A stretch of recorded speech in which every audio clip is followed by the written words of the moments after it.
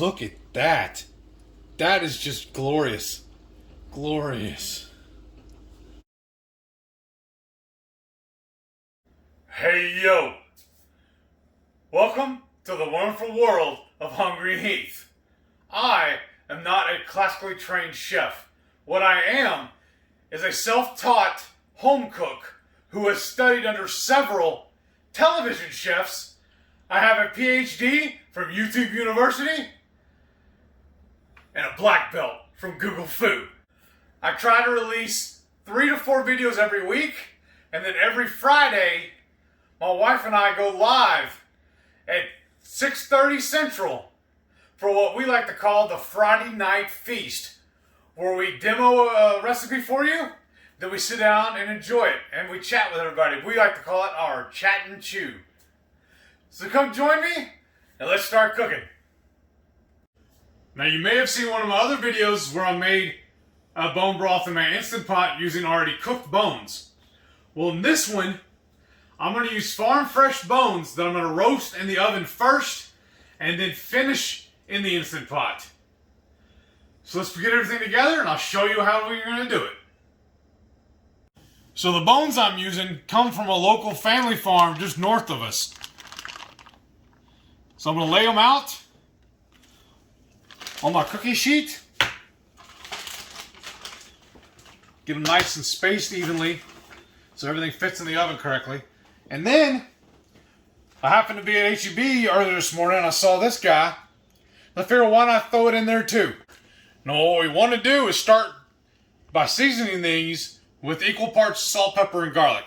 And I always keep a little container like this by the stove just for things like this, or just a general purpose seasoning rub. So I'm just going to dust these over, like so. And I'm going to flip it and do the other side. Oh yeah, and this is going to make it so much easier because these all lay flat now.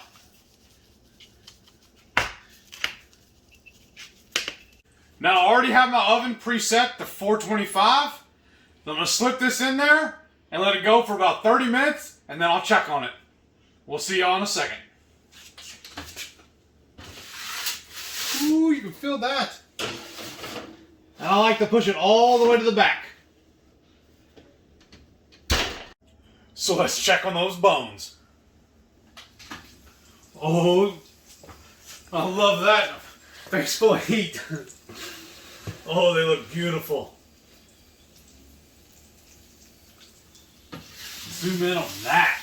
Those look so good.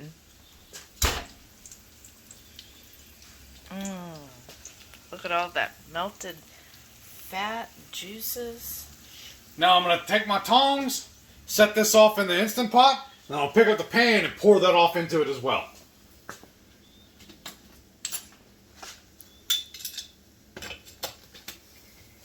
Just make sure I get a good grip on it so I don't lose it. It's kind of sticking to me.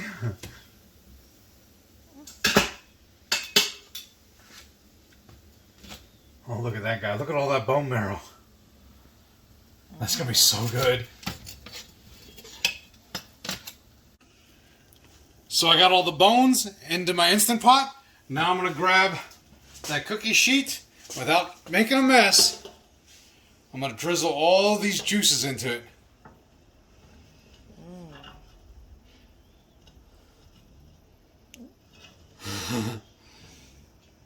That's close enough. Now to that, I'm going to add 3 tablespoons of Redmond's real salt and 1 tablespoon of apple cider vinegar. Now this is going to help break down the collagen loose from all those bones. Then, next I'm going to add a gallon of water to the Instant Pot. Ooh, I can smell that apple cider vinegar. It got me a good sniffle of that.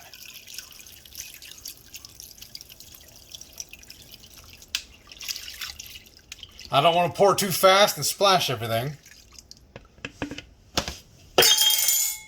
Now I'm going to lock the lid. So now I got the lid on. I'm going to set it for manual. And I'm going to do 1 hour.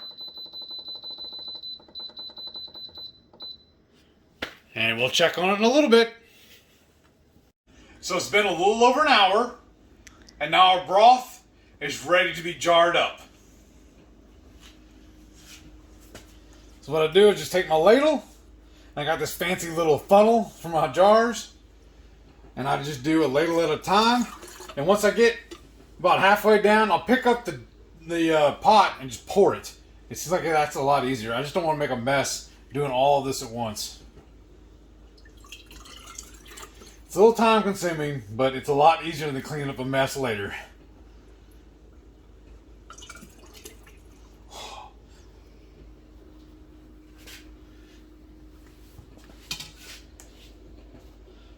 Look at that. That is just glorious. Glorious. So now I'm going to pull all these bones off and see how it has all that meat still hanging off of it? That is still usable. So I'm going to put it back on the cutting board, or the cookie sheet really. Once they cool, I'm going to bag these up, freeze them, and I can use that again to make another batch. So now I got all the bones pulled out, but to make sure I get only the broth, I'm also now going to strain it as I fill the jars.